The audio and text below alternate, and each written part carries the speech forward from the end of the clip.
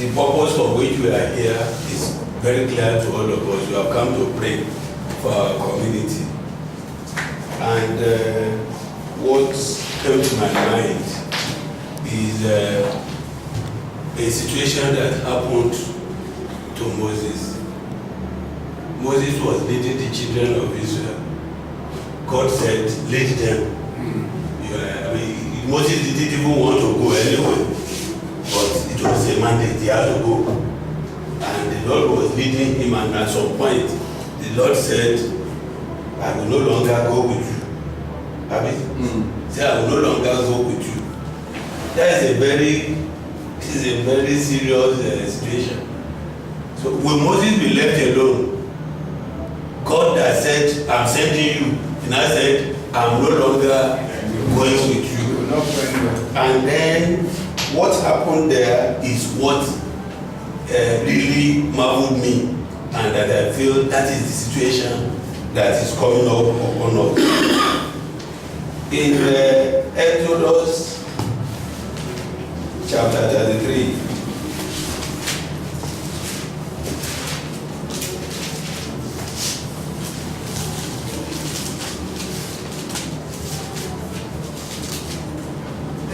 when we start from verse 14 there,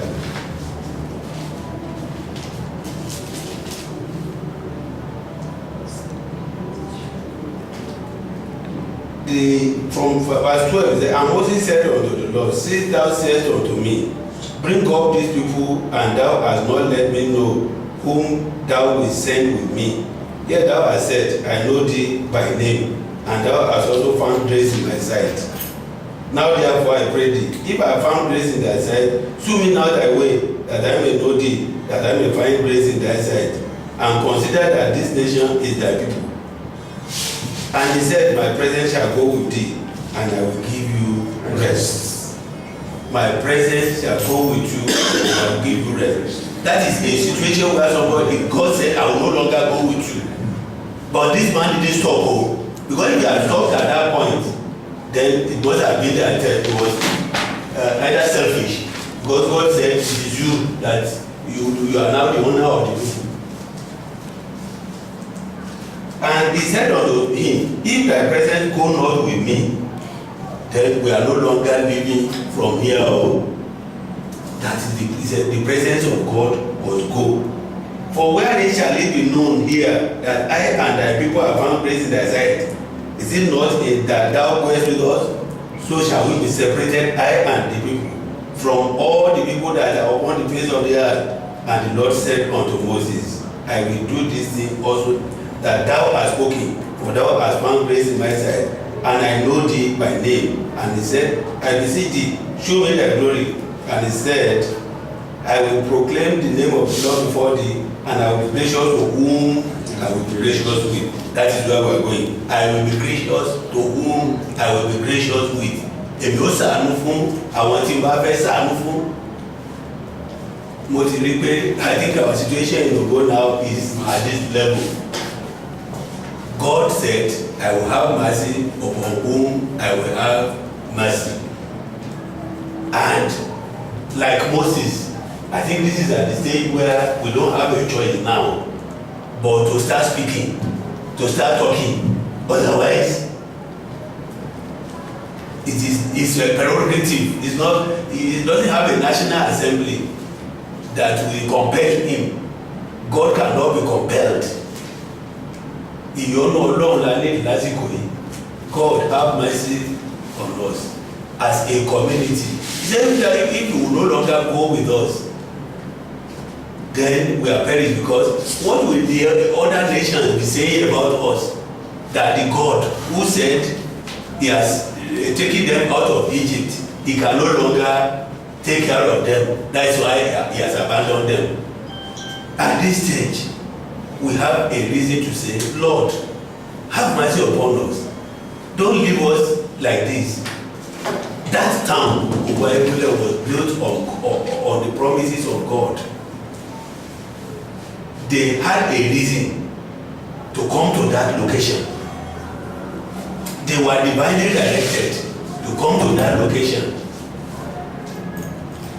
and it is getting to a level that we are now saying love is lost, there is no more unity. When did this one start? It is because God's mercy is what we need now. Those who need God's favor, there are people like the situation we are now. That's when you find out that if the husband and the wife, if they can no longer live peaceably among themselves, what do they need? Favor of God. If God's favor is out of it, then the whole family will scatter. Lord, have mercy upon us. Moses didn't stop. He kept talking. He kept talking. And he said, tell the children of Israel, whatever they say in their mouth, that is what I will do unto them. Let us continue to talk. Let us continue to beg the Lord. Lord, have mercy upon us. Lord, favor us. This is the time of favor. He said the time of favor has come. This is the time of your favor. Lord, have favor on us. Lord, have mercy on us. Consider us among those that you just must have mercy on. I will have mercy only on those people that I will have mercy. And he said, I will not have mercy on those that I will not have mercy.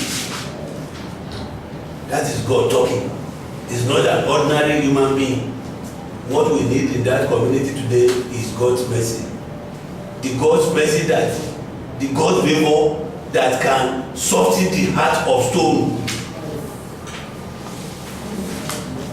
Presently, we have hearts of stone. Something, the divine, the miracle must occur to make sure that we can have this divine favor. The favor that will soften the heart of stone.